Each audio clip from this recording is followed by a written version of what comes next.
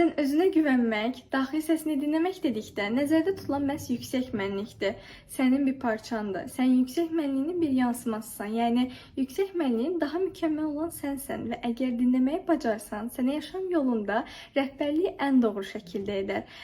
Yüksək mənliyin yanılma payı yoxdur. Çünki bu dünyaya bədənlənmədən əvvəl nə edəcəyini biləndir. Bir sözlə yaşam planını əlində tutandır yüksək mənlik. Yüksək mənliyimiz yaradanla bağlantıdadır. Buna görə seanslarda hər zaman yaradanın perspektivindən yüksək mənliyimizdən cavab alaraq fiziksel olaraq 3-cü boyutda yaşamımızı davam etdirərkən mümkün olan ən üst səviyyədə bilən, görən və anlayandır yüksək mənlik. Yüksək mənliyin bilgəliyini fiziksəlliyimizə indirib yaşamaq insanlıq ruhunun inkişafı və məqsədinin bir parçasıdır. Yüksək mənliyimiz eterik aləmdədir. Buna baxmayaraq bizdən heç vaxt qopmaz. Lakin onu da qeyd edim ki, heç nə bu bağlantını yox etmədiyi kimi əngəlləyə də bilər. Məhz buna görə daxili səsimizi dinləyərkən yanıldığımızı iddia edərik.